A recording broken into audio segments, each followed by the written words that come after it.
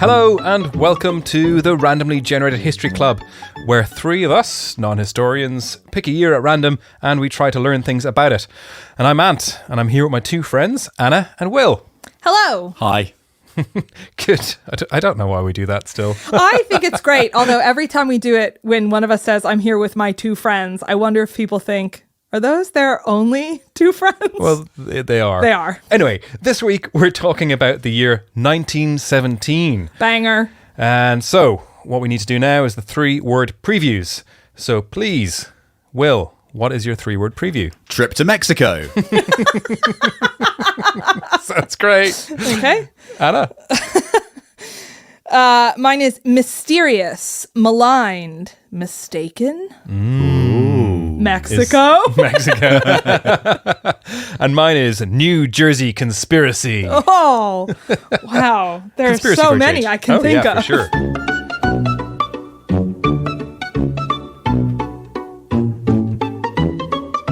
Today, I'm going to talk about a conspiracy theory for a change, which is my It actually has been a while. It has been a while. I've been talking too factual. Yeah. And we're going to get real deep Great. into a conspiracy in New Jersey.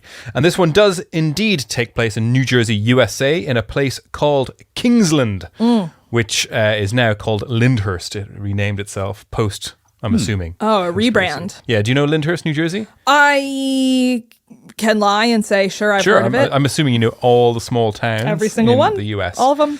Anyway, picture the scene. It is January the 11th, 1917. The petrochemical refineries are churning out pollution. You're getting pretty close. Oh, really? You're pretty close. Okay, You're getting pretty cool. close. We're right on the cusp of the US joining the First World War. And the sentiment is largely anti-German at this stage, pretty pro-Europe and pretty pro-Russian, which is a marked change from today. But there are a lot of detractors about entering the war. It's expensive. It's a war. Wars generally aren't like a super good idea. Whoa. All of history would beg to differ. Yeah, and I mean, they keep coming back to it. But the US is supplying arms and ammunition to the European powers.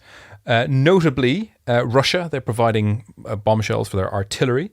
And one of the large ammunition manufacturer plants was in Kingsland, New Jersey. Oh, it's actually about a plant. It is about a manufacturing plant. Good job, Jersey, living up to your stereotype. And this is one which is called, bizarrely, I have no idea why, but it's called the Canadian Car and Foundry Company. Oh. Yeah, so they do Canadian cars and I guess foundries. Yeah, for forges and stuff.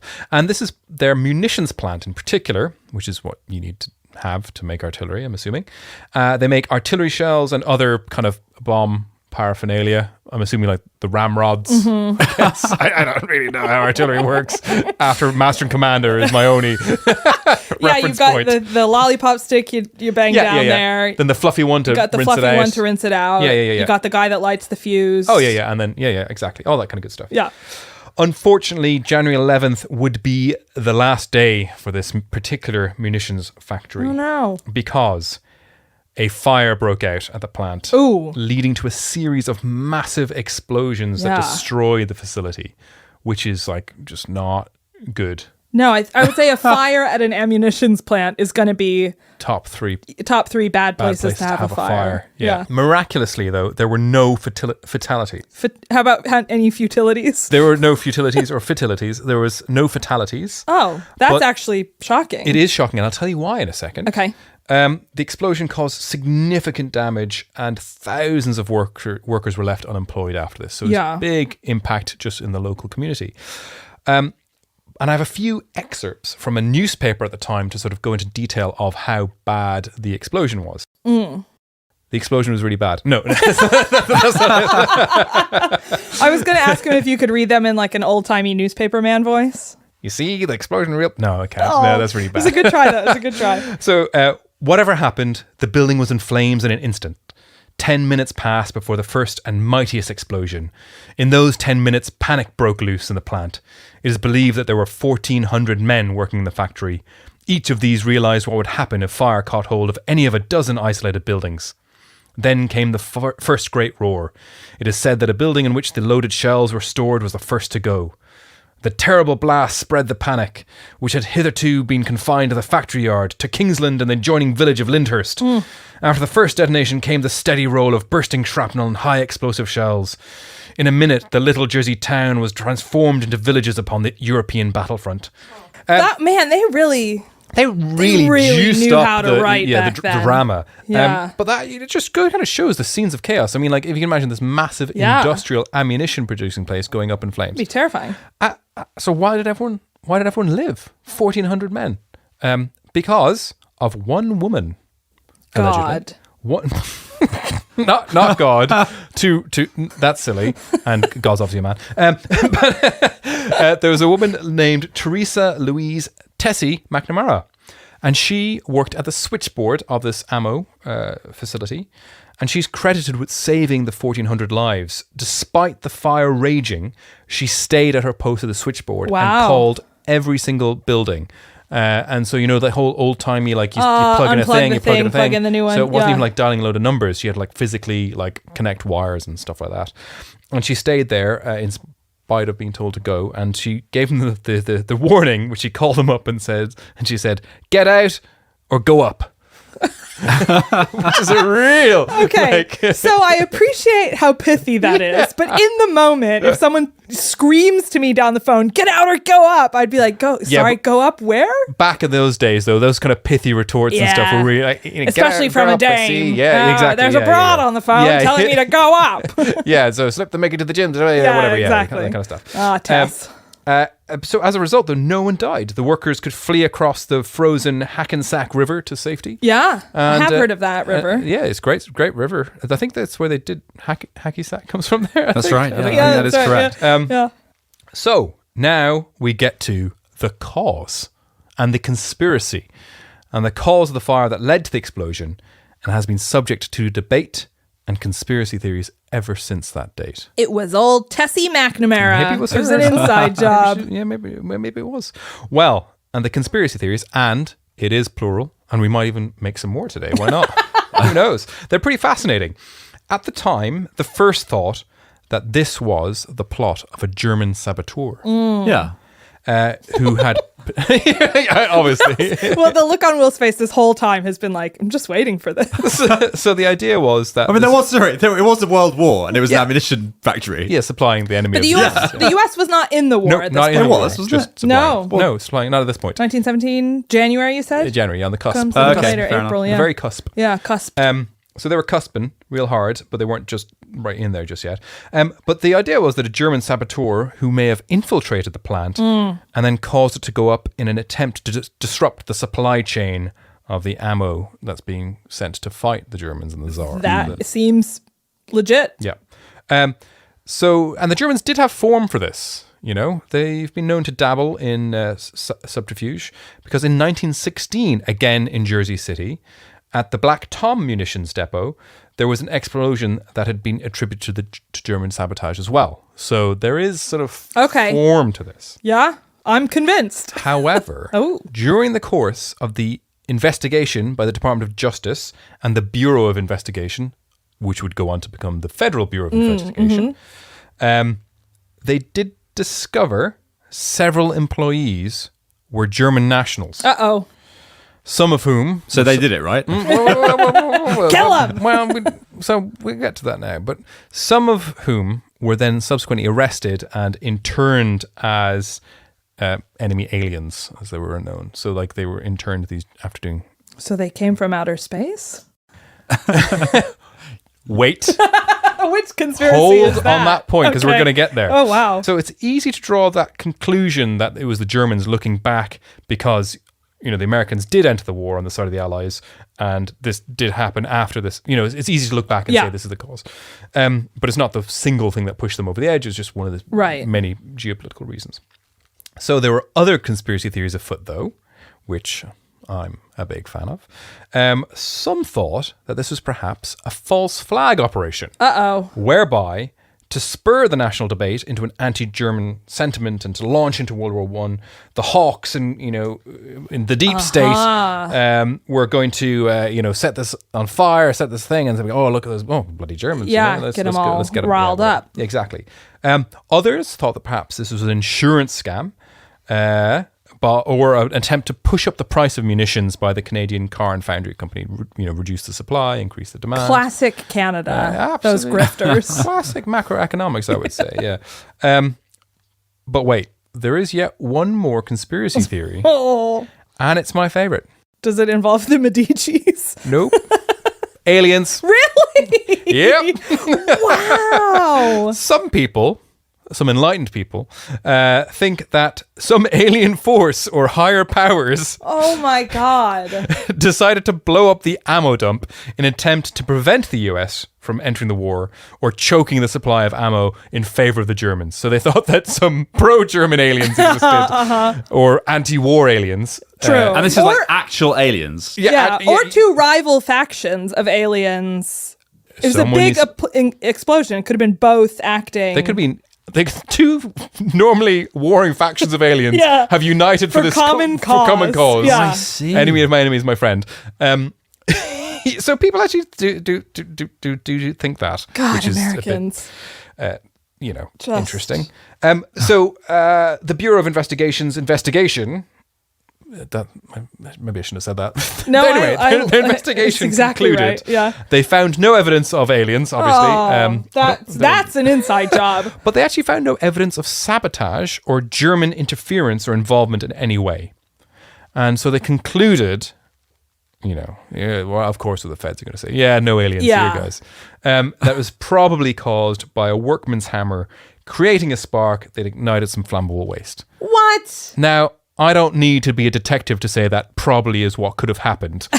I don't think they really looked at this too hard, to be honest. Oh, but come on. A workman's hammer creating a spark, that must happen hundreds of times a day. Of course. Yeah. I think they really need to release the emails, and then we can see for ourselves. Absolutely. Let's get into that server. We all know it, though. I'm rooting for aliens, right? But the one kind of interesting twist in this, though, in this conspiratorial tale, is that while the feds couldn't pin it on the Germans, in 1934, the Germans were up in court for reparations for it. So a chap took them to court on behalf of New Jersey, and the Germans denied it for years they had any involvement in this whatsoever. Yeah. But finally, in the 1950s, they settled. Wow. And they settled for $50 million. Jesus. Just paid to New Jersey? I can't remember the specific guy, but, Yeah, wow. This guy that took the court case on behalf of New Jersey and the Canadian car company. But they never admitted guilt to it. Yeah. But yet they settled and paid. To make it go away. Yeah, because they're trying to cover up for the aliens. That's a thinker. They're alien deity overlords. Yeah. $50 million famously to aliens is 17.5 Blorkbucks. Defund the aliens is what I'm saying. Thank you for being brave enough to say that. Yeah. Hang on, so how much is a Blorkbuck worth now? In 2023? In 2023, yeah. In 2023, thanks, Blorkbucks. Obama, who is actually the name of the alien president. Anyway, that is the end of my conspiratorial tale of what happened in New Jersey in 1917 when an ammo dump blew up, and I've really made a mountain of a molehill of a very, very small event. So you're totally sure welcome. Did. Well of all done. the things that happened in 1917, I chose this ridiculous thing. I feel like that is good whenever we get these really big years. You should choose the stupidest thing that happened. Yeah, and thankfully no one died as well. Exactly. And fair play to Tessie. Love Tessie. She really stuck it to the She's definitely working with the aliens. explosion. Get out or go up. Get out Go out or go up. Hold on, just changing my Tinder profile.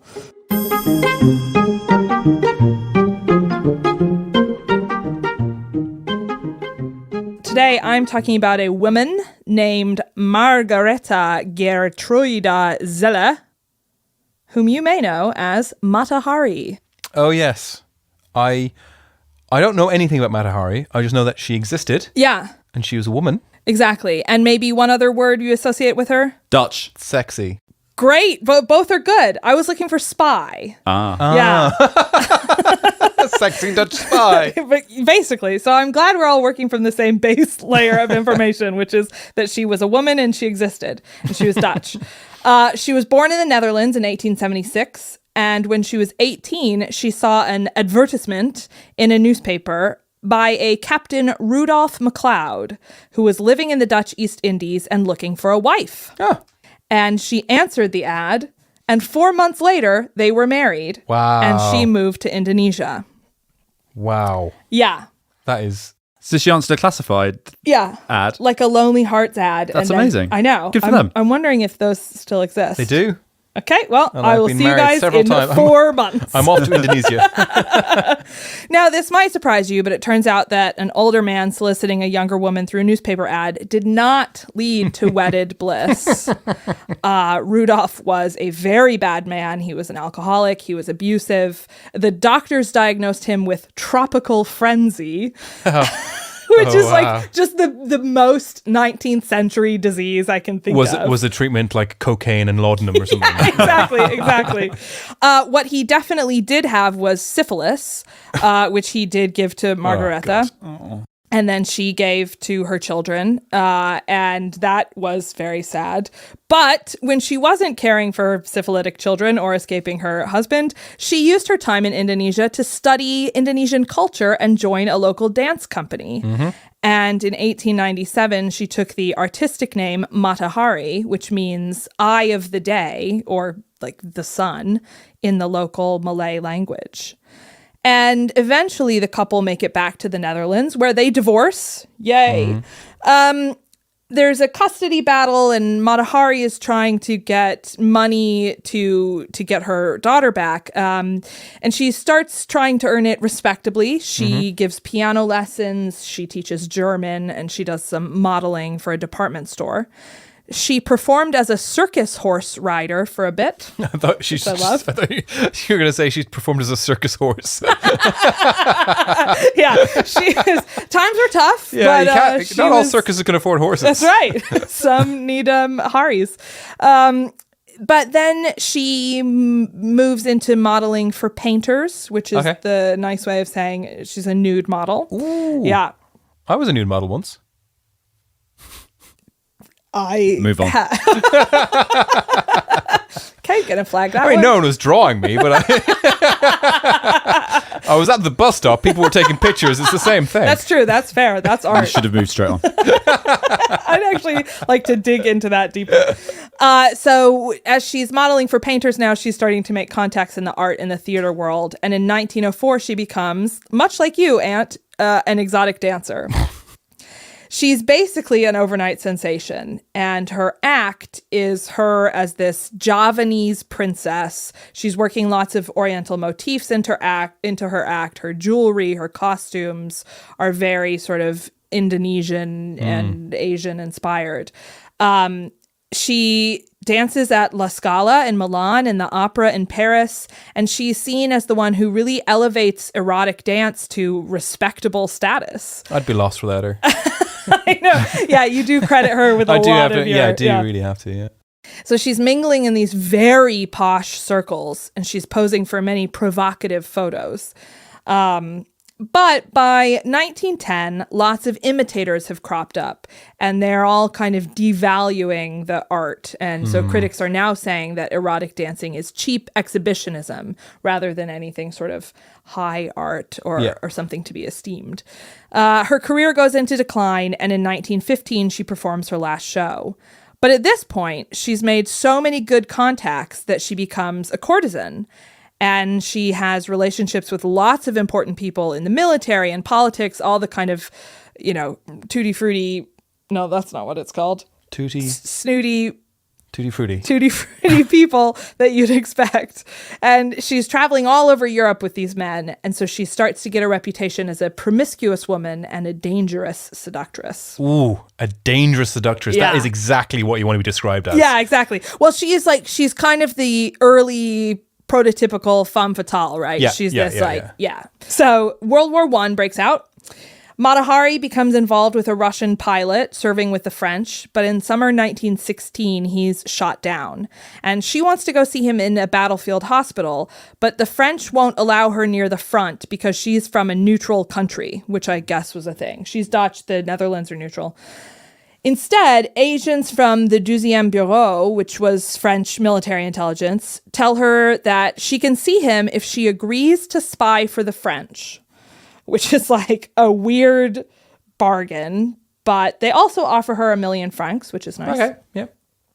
And the target of her espionage is Crown Prince Wilhelm of Germany, Prussia, whom she had performed for several times before the war. I mean, that's quite punchy. Oh, yeah. You want to be a like, spy. Be a spy, go get... Who do you want me to, like some sort of low-level officer, Yeah. the postman? No, Go get the guy. Get the guy, Yeah, get the king. the crown prince.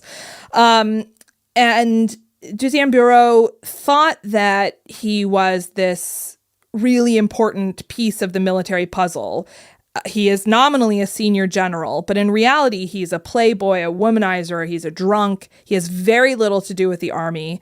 And all of the stories about him in the media were just propaganda meant to emphasize that Kaiser Wilhelm had a strong line of succession. But French military intelligence did not know this. Yeah. So great job, French military Well, the French intelligence. military intelligence are renowned for being very, very good. So I refuse to comment on the French military intelligence, or they will not pay me my 1 million francs. you stay away from the king. So anyway, they think he's this big fish. They task Mata Hari with seducing him and getting information about German battle plans. She agrees, and she makes her way to Madrid to arrange a meeting with a German military attaché named Arnold Kalle, Kalle, asking if he could then introduce her to the Crown Prince and arrange this meeting. And this is where things start to get murky.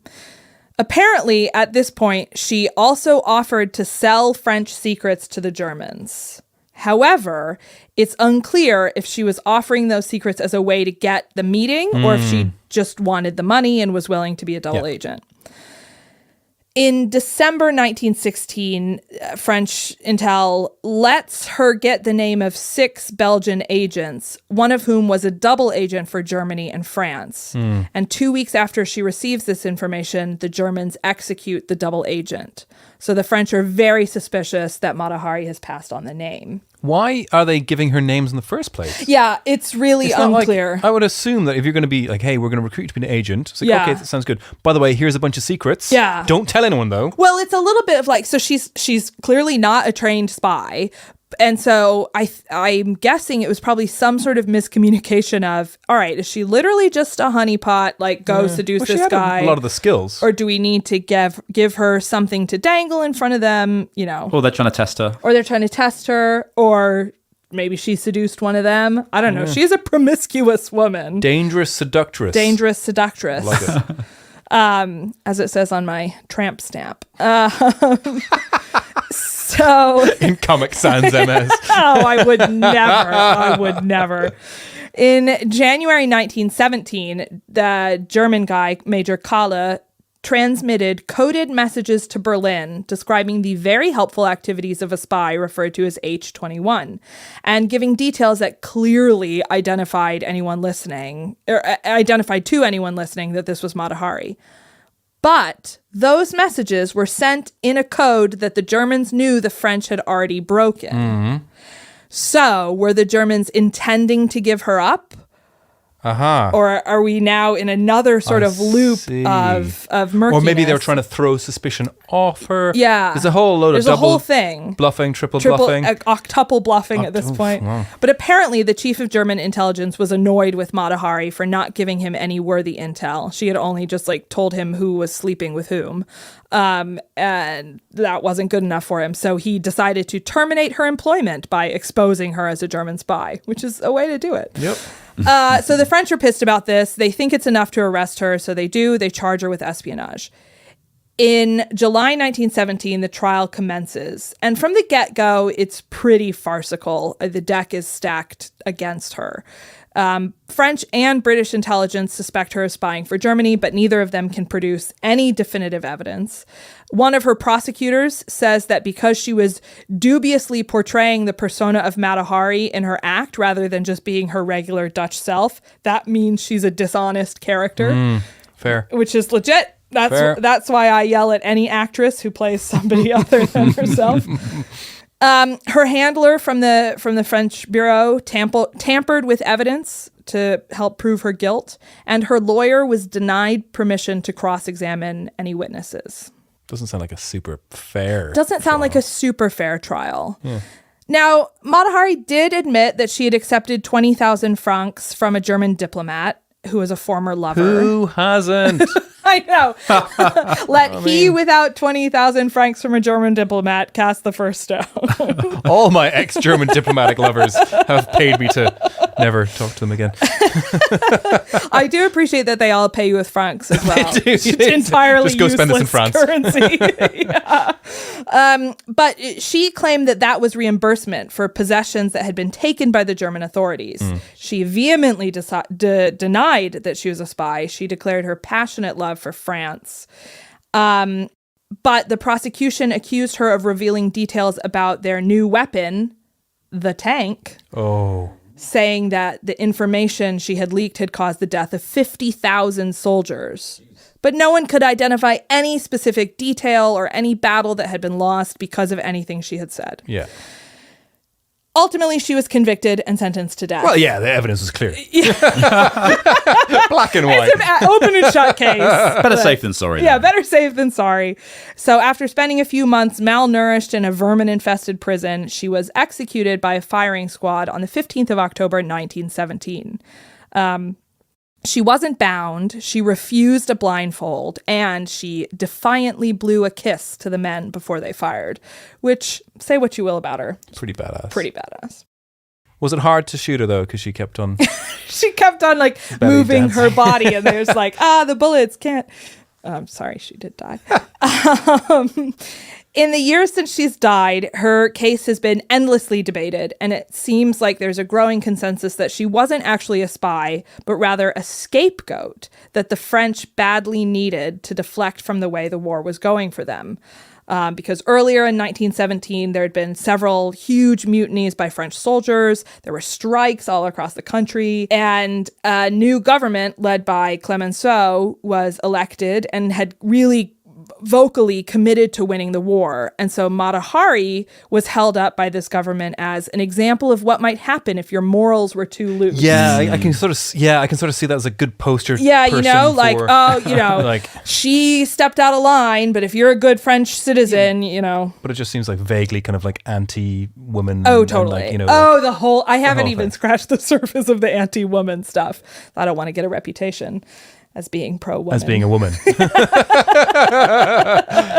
And since the war, various governments have released documents about her, none of which clearly exonerate her, but none of which definitively prove her guilt. The German government actually exculpated her in 1930. So unlike with your guy, they cleared her name. They didn't just sort of settle it and hope it went away. And the Mata Hari Foundation, which might be biased, says that at most she was a, quote, low-level spy who provided no secrets to either side. But whatever you believe, she was executed. There were, of course, rumors that the executioners had fired blanks and she had escaped. However, her body was, in fact, donated to the Museum of Anatomy in Paris, who then embalmed her head. However, in the year 2000, archivists at the museum realized that the head had gone missing and remains missing to this day. No way. Yeah. Do you think still be alive? She's probably still alive, yeah. She's probably still alive. But if not, if you're listening and you have Mata Hari's head, let us know. Yeah, I'll just give it back. I don't want to know. Just give it back anonymously. Give it back. Yeah. Goes to show. So that's the story of Mata Hari, which I had known very, very, very little about. No, I didn't know anything about it either. Yeah. But I will never hire an exotic dancer to be an agent of mine. Ever again. You will still hire exotic dancers, though. Oh, yes. And I hope to be hired myself as either an exotic dancer, a spy, or both. Yeah. Very, very favorable rates. You find it on our website, randomlygeneratedhistoryclub.com. Yeah. /careers. /careers. /join our team. Good.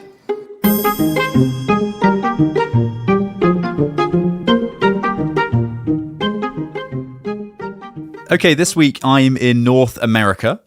and we're talking about a spot of bother between a country called the United States of America I've heard of them. and another country called Mexico. Yay. No one in America says a spot of bother, Will. You have to call it a rootin' tootin' shootout. And specifically, this rootin' tootin' shootout Nailed it. is one between the United States and a guy called Pancho Villa. Who, and we're talking specifically about... me too. Ant also knows about history. Nope. So this is the Pancho Villa expedition, which was a punitive foray by the US Somebody's into been Mexico reading his thesaurus. to deal with a troublesome rebel. His name is Pancho Villa. That's the Villa. That's the name of the rebel. And this trouble between the US and Pancho Villa had been growing since about October 1915, when the US government officially recognized Villa's rival ally, a guy called Venustiano Carranza, as head of the government in Mexico. And then the US followed up by recognizing him with also providing him rail transportation within the US from Eagle Pass in Texaco. Texaco Texaco is a service station in America, so yes, yeah. From Eagle Pass in Texas, Texas, which is part of the United States of America, to Douglas, Arizona. So basically helping this other guy's Mexican forces. They just gave him like rail fare. Giving him and all his troops. They give him like a Ural pass. Giving his 5,000 troops rail transportation to move rapidly across and in safety to try and outflank Pancho Villa. And so the Pancho Villa's rival is supported by the US. Exactly. Okay. Exactly. So basically, there'd been an ongoing civil war, effectively, in Mexico for about 5 years, and then the US finally picked a side and backed the other side that wasn't Pancho Villa. Yeah. And then gave him logistical support. And then, unsurprisingly, because of this support, Villa then lost the Battle of Agua Prieta, which is a big decisive battle, and basically lost the whole any prospect of being able to take over Mexico with his forces. Okay. Yeah. So as a result of that, he was naturally feeling like somewhat betrayed by the US by all of this. And so Villa began attacking US nationals and property in northern Mexico in reprisal. And then on the 26th of November 1915, Villa sent a force to attack the city of Nogales, and in the ensuing battle engaged the American forces that were there before withdrawing. And then in January 1916, 16 American employees of the American Smelting and Refining Company were removed from a train. What do they do? Yeah. Were they smelters or refiners? It makes a big difference. These people were smelters. Okay. Well, whoever smelt it Oh gosh almighty. gets shot by Pancho Villa. Yeah, so they were stripped and executed. Oh no! So they were indeed dealt it. And You look like a terrible person. And then in March 1916, finally, Villa's troops attacked Columbus, New Mexico, and Camp Furlong, which is the US Army post there, with about 240 soldiers stationed there. And as a result of that attack, 10 civilians and 8 soldiers on the US side were killed. And the raiders burnt basically the whole town. They stole some horses and some mules, seized a bunch of machine guns, and then fled back to Mexico. And Villa's forces had also taken a bunch of people dead. They took about 67 dead and dozens more wounded because the US had machine guns, which they weren't like. I'm assuming the US then just kind of left them alone. They said, okay, fine, fair is fair, we're quits now. Then the US built a wall and made Mexico pay for it? That's typically the next step. No, this was more active. Oh. So it's fair to say by this point that the US were pretty pissed by this whole situation. So the next day, the Southern Department of the Army, there's a commanding general there called General Funston. Okay, sorry, that's a very dumb name. And he recommended the immediate pursuit back into Mexico of the force that had attacked America. Yeah. And so when Woodrow Wilson concurred and asked a guy called General Pershing to command the force, who later led troops in Europe. I was going to say, he's very he's very famous. Yeah, he's big name. Okay. So this, Woodrow Wilson, when releasing a statement to the press later that day, said, "An adequate force will be sent at once in pursuit of Villa with the single object of capturing him and putting a stop to his forays."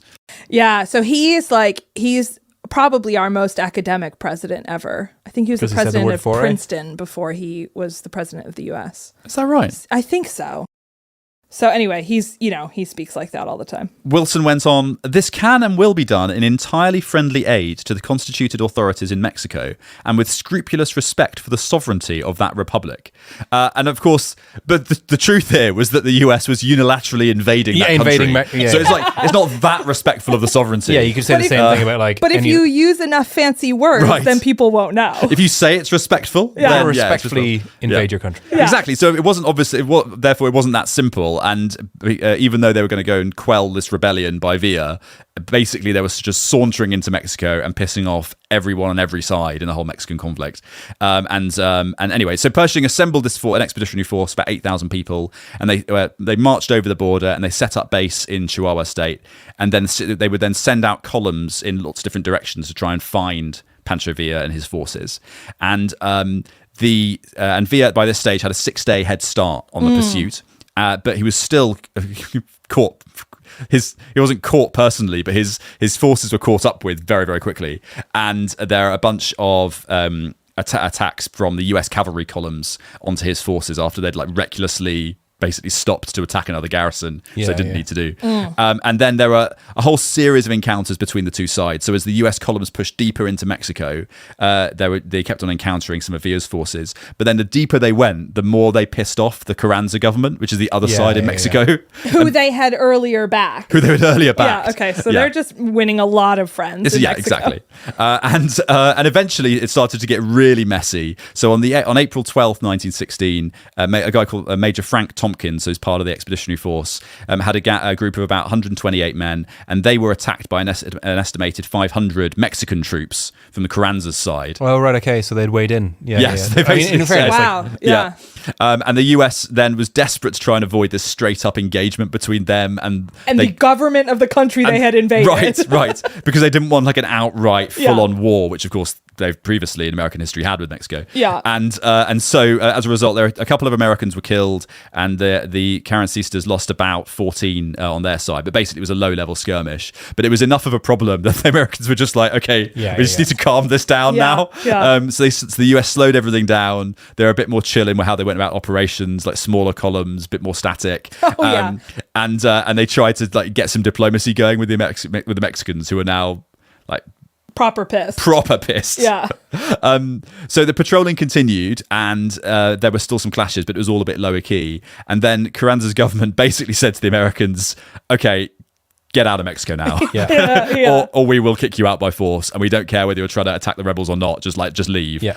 And so Pershing steadily withdrew further and further north, and the Mexican forces were clashing with them now at this point every few days. Wow. And so in a way, it's just very reminiscent of America's later behavior of just finding itself embroiled in these unexpectedly very complicated situations. We just want to spread democracy. Yeah, sure. And conduct occasional punitive expeditions. Yeah. You can't have one without the other. So by this stage, they're really just trying to get out as soon as possible while saving face. And the whole thing about capturing Pancho Villa and making him pay for what he did was just kind of forgotten by this point. And so Pershing was finally ordered to completely withdraw on January 18th, 1917.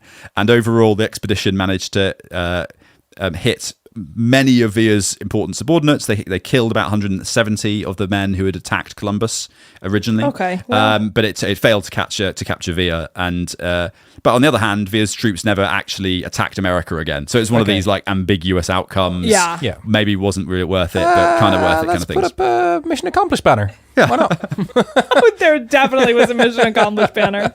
But they got away without provoking a full-scale war with Mexico as well. So I don't know. So obviously the Americans claim victory, the Mexicans claim victory for pushing them out.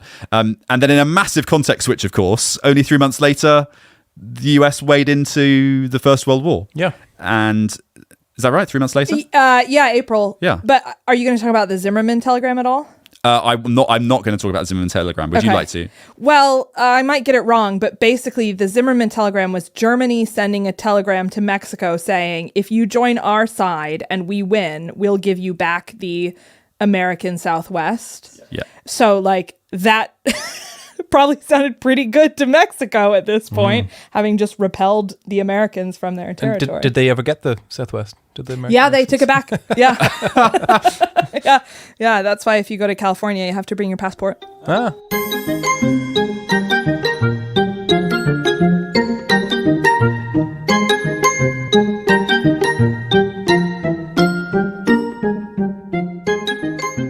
Okay, thanks for joining us. That is everything you'd ever need to know about the year 1917. All right, so all that's left to do is for us to get a new year from the random number generator, hopefully one that is less full of history and more full of goofy stuff. Will, can you beseech the RNG to grant us a wish? Absolutely. I'm just stuffing it full of alien currency. It's like a pachinko machine. Blorkbucks. Yeah. Blorkbucks. Just gonna, okay, good for you. Got that cash to splash. And next week's year is 1430. 1430. The year America was discovered. Nope. No. The year First Easter egg. the first Easter egg was discovered. You'll have to tune in and find out. All right, 1430. Cool. Gonna be great. See you next week. Toodle pip. Bye.